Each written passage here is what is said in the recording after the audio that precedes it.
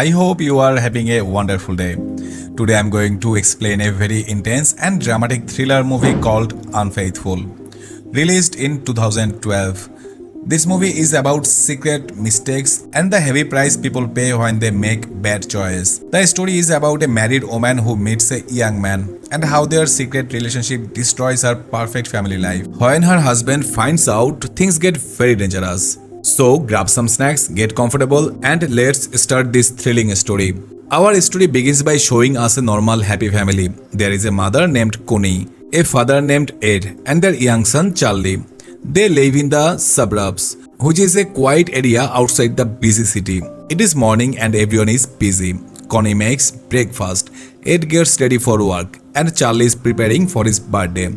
Connie is planning to go into the city today to buy party supplies for Charlie's birthday. Later, Connie is in the city holding bags full of party supplies.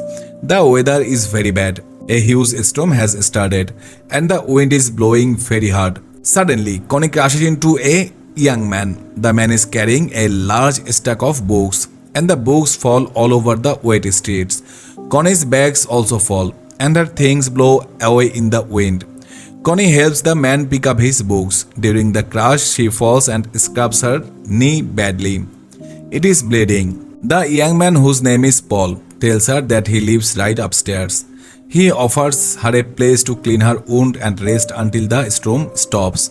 Connie wants to take a taxi home, but there are no taxi because of the bad weather. She is a little scared but agrees to go to his apartment. Paul's apartment is filled with many books. Connie asks him if he is a reader, and Paul tells her he is a rare book dealer. Connie goes to the bathroom to clean her cut and puts a bandage on it. When she comes out, Paul gives her a warm cloth to dry off. Connie notices the apartment is very beautiful, but Paul says it belongs to a friend in Paris, and he is just staying there. Connie wants to leave, but she needs to call her family. She calls her son and tells him she will be late.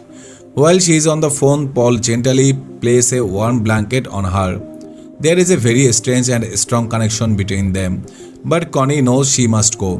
Before she leaves, Paul gives her a special book as a gift. He opens the book and reads a small part to her. The message of the book is that we only have this moment in life and we should take everything we want. This makes Connie feel very confused. After that, she says goodbye and quickly leaves. When Connie gets home, Ed is already there. He sees the bandage on her knee and asks what happened. Connie tells him everything about the storm, falling down and the young man who helped her. Ed jokes about it, asking if the young man was handsome. He even suggests that she send Paul a bottle of wine to say thank you. That night, Ed and Connie try out a new video camera and spend a romantic evening together. Everything seems normal. The next day, the family routine continues. Ed goes to work and Charlie goes to school. But Connie cannot stop thinking about Paul. She opens the book Paul gave her and finds a piece of paper with his phone number inside. She decides to call him. She asks him for his exact address so she can send the wine. Paul asks where she is and she tells him she is nearby. Paul invites her over for coffee. Connie goes to his apartment, but she feels very nervous. She tells him she is in a hurry. While she is looking around, she sees a book written in Braille, a language for blind people. She touches the dots on the page. Paul comes very close behind her, takes her hand and guides her fingers over the words. The physical closeness makes Connie very uncomfortable because she knows it is wrong. She leaves the apartment quickly. That evening, Connie meets Ed at his office. They go out for a romantic dinner, but Ed notices that Connie seems distracted and distant. A few days later, Connie goes to Paul's apartment again. Paul is surprised but very happy to see her. He plays some music and asks her to dance. Connie agrees. While they are dancing, Paul looks at her and says, "Your eyes are beautiful. You should never close them when you sleep." Connie realizes this is a huge mistake. She stops dancing, grabs her things and tries to leave. Paul tells her not to overthink things, saying there is no right or wrong, only the things we do and don't do. Connie leaves, but she forgets her coat.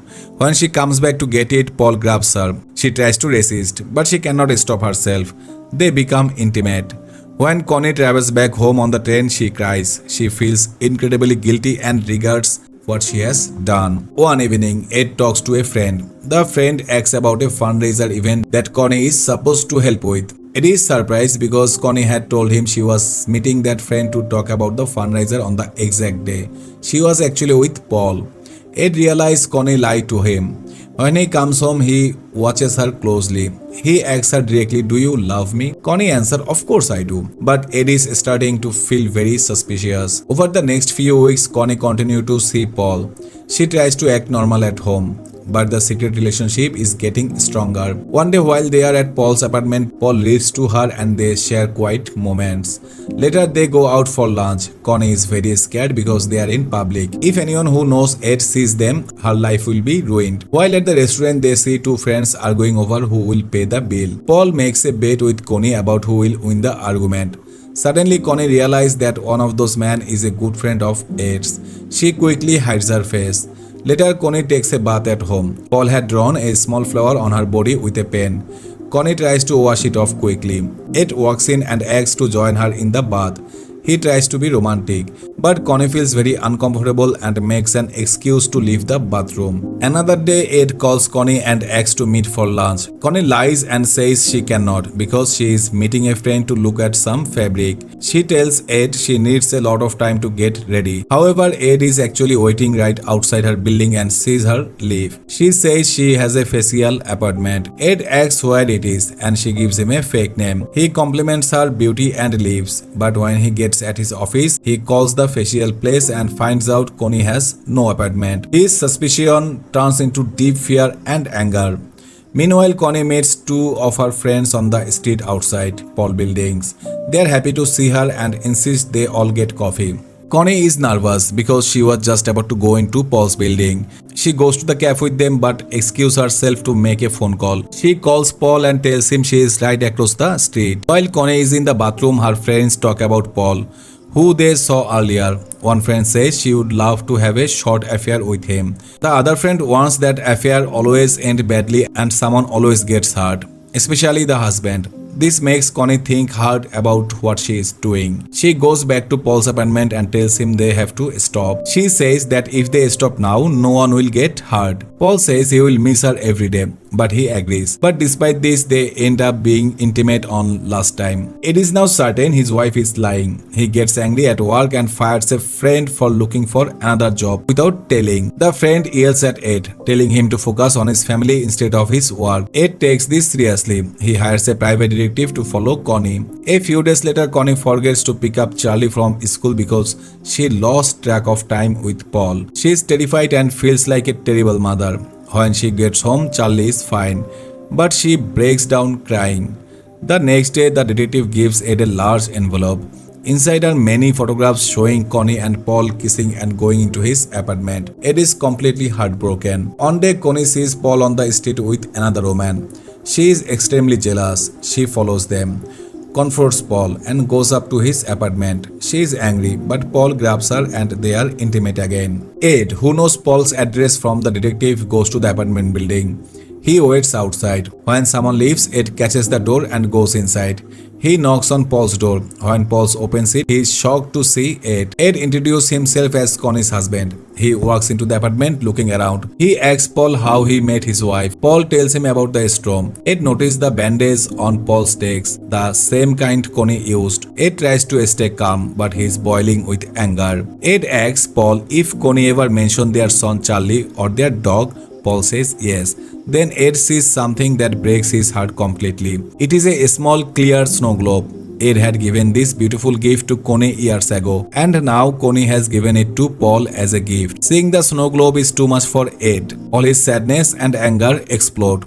He grabs the heavy snow globe and hits Paul in the head with it. He hits him again and again until Paul falls on the floor and dead. Ed stands there in shock, realizing what he has done. He murdered a man. He panics and decides to cover it up. He wipes his fingerprints off everything. Suddenly, Paul's answering machine beeps. It is a voice message from Connie. She is crying and says, "This is wrong. I cannot see you anymore. I am ending this." Hearing this, Ed feels a small sense of relief. Connie was trying to stop the affair. Ed rolls Paul's body into a rug, cleans up the blood, and puts the body in the trunk of his car. He drives straight to Charlie's school play. He watches the play, but he is deeply disturbed. When they leave, another car accidentally bumps into Ed's car in the parking lot. The trunk pops open. Ed's heart stops. He quickly slams it shut before anyone can see the dead body. That night, Ed drives to a garbage dump and disposes of Paul's body.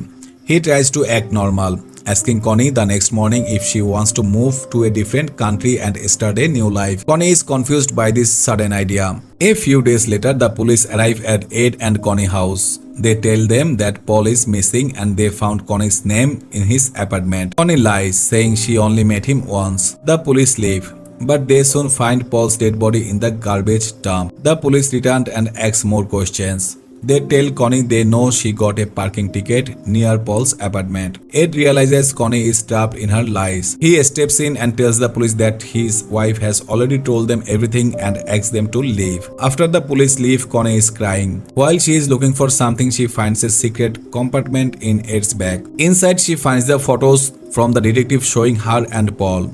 She realizes Ed knew everything. Later, she opens a box of Ed's things and finds the snow globe. The gift she gave Paul is now back in her house. She instantly realizes that Ed visited Paul, and she understands that Ed killed him. She runs downstairs and confronts Ed. She asks, "What did you do?" Ed explodes in anger. "What did I do? What did you do? You lied to me. You destroyed our family." He cries, saying he did not want to kill Paul, he wanted to kill her. They both cry, realizing how broken their lives are. Their son, Charlie, wakes up from the shouting. Connie goes to him and promises that no matter what happens there, they love him. The next day, Connie burns the photos and the note she wrote to Paul. She is full of regret. She thinks about the day she met Paul in the restroom. If she had just taken a taxi and gone home, none of this would have happened. But regret cannot change the past. Ed sits with her. He is filled with guilt over the murder. He tells Connie he must turn himself into the police. Connie begs him not to. She says the police don't have enough proof and they can leave the country and start a new life. Ed says they will never find peace with this dark secret. The movie shows the family driving in their car. They are talking about moving to another country and starting a small business near the beach. But as the car stops, we see that they are parked directly in front of the police station. The movie ends right there. It leaves the audience to decide what happens next. Do they go inside and confess, or do they drive away to a new life? And this is the sad and dramatic story of Unfaithful. It shows how one bad decision can completely destroy many lives. Connie's secret affair led to Ed making an unforgivable choice, and in the end, they lost everything.